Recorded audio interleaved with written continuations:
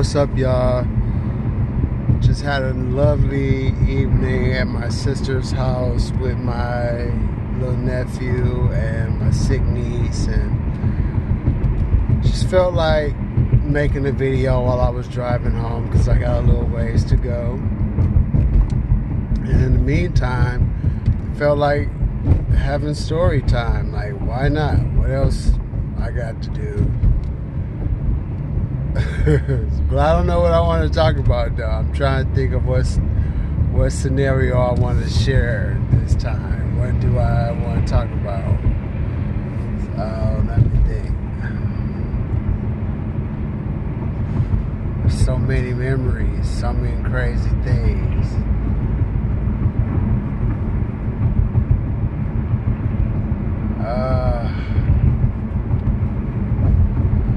I got it.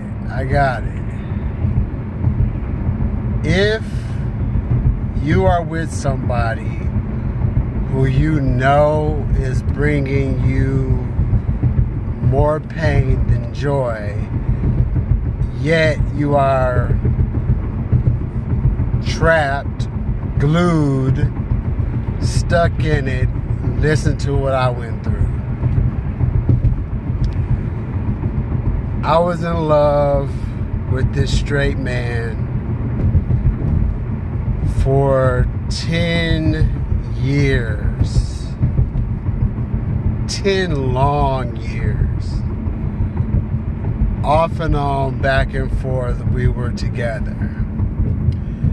And he had a lot of baggage. So much baggage that my shoulders still have scars from trying to carry all of his stuff and mine. And I used to rationalize going through changes for him and with him. I used to rationalize it by saying, but I know he loves me. But I know he loves me. Our chemistry.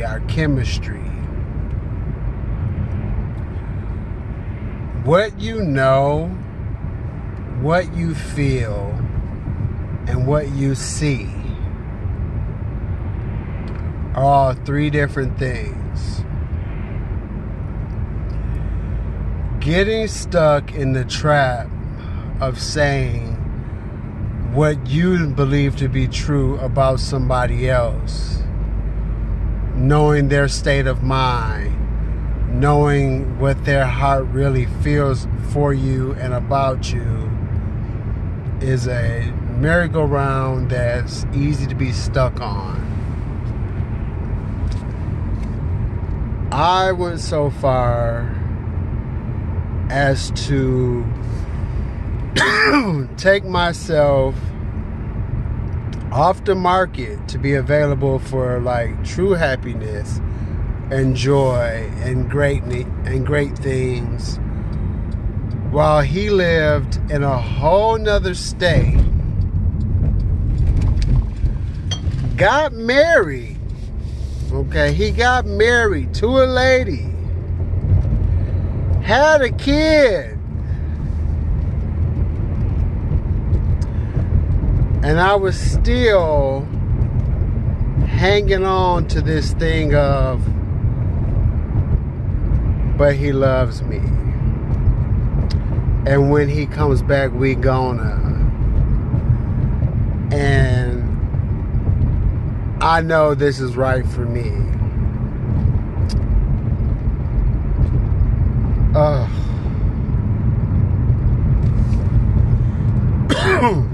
So,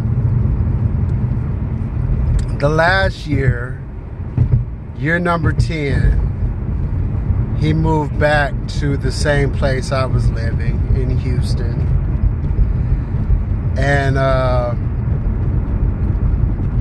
as soon as he got back in town, of course, he reached out. We started communicating again.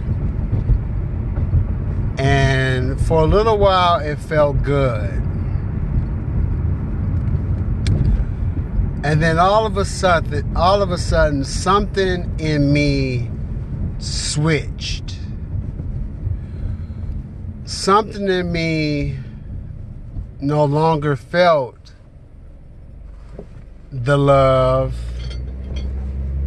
the chemistry, the care. And I was still trying to push myself through that. Even though my instincts, my intuition, my heart, my mind were telling me, you don't want this anymore. You, me, I'm saying that I didn't want these things anymore. But my cycle with him,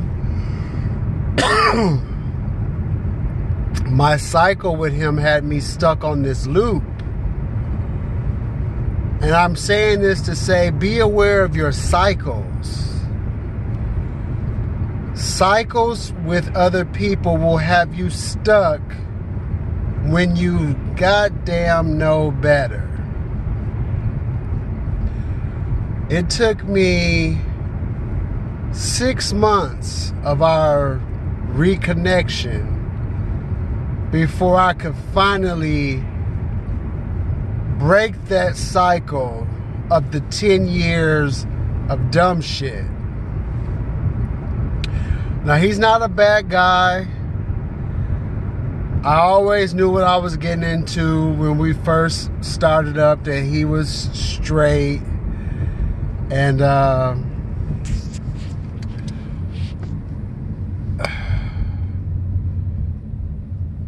when he told me that he was married, and this goes back a little while. I'm jumping around the story, but I'm just trying to prove a point. When he told me that he was married, didn't faze me, because I was like, oh well, you just using her anyway. I know your MO.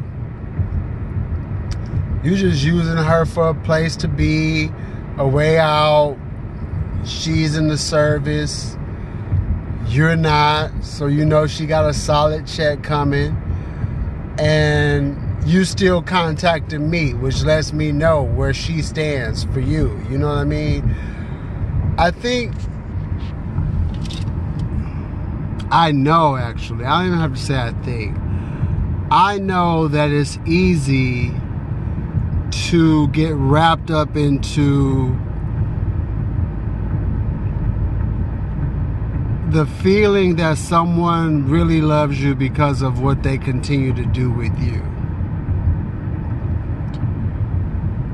Are we still having sex? Are we still going out to eat? Are we still spending all this time together? But the real thing is,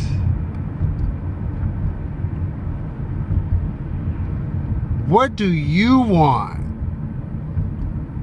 Do you really want this feeling of possibly being number two? Do you want this feeling of possibly knowing that you're turning down people who can actually bring you pure joy, like real honest love? And in those last 6 months of our 10-year up and down, crazy, back and forth relationship, I finally found the key to let me go on my own without him having to do anything, say anything stupid, piss me off, get another baby, whatever. I finally realized I had enough. And that I was more than enough. And that he was never worthy. Because his heart was never truly all mine. And you have to lay out your history sometime. Even if it's on paper. You have to lay out your history and really look at the truth of the matter. Because it's very easy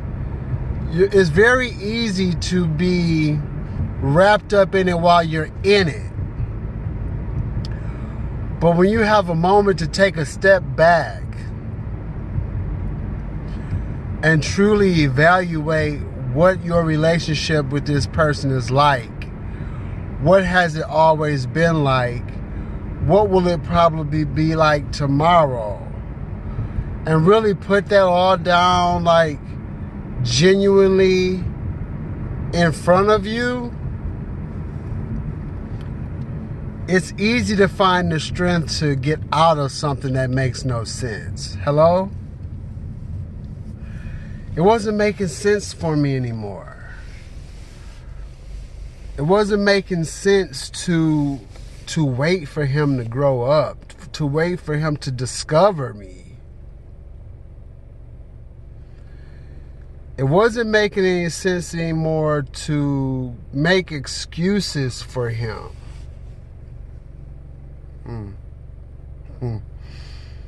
Ooh, I didn't want to say all that. But that's what we do. We make excuses for these people. We make excuses for their mishaps. We make excuses for their shortcomings. We make excuses for the things we know ain't right about them. And all that's doing is saying that you don't deserve any more than that. All the little bit of whatever you're getting from this person, from this relationship, is all you desire and all you're worth. And that ain't true. That's never been true. We're all out here just trying to be loved, give love, get love, get love, look for love, get love, share love, get love. And it should come at no cost. Love is the easiest thing on this earth to experience and to bless somebody else with. But when it has so many strings and so many stipulations and so much, I don't even want to call it drama, just so much shit wrapped up around it and in it, is it still love? Is it? Is it still love when it has all these other trappings that come through with it? I discovered that it's not. I discovered that is way more powerful of love to love myself enough to be like, deuces, kick rocks. Now my situation lasted longer than it should have, and in hindsight, I know that.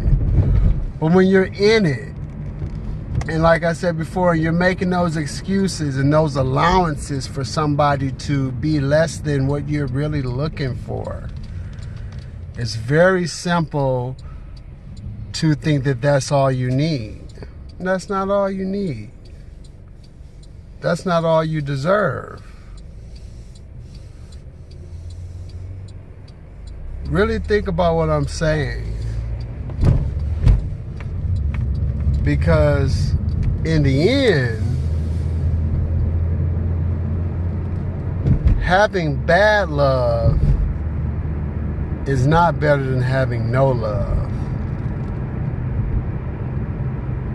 I'd rather have no love and be by myself than have bad love and be miserable. Hello?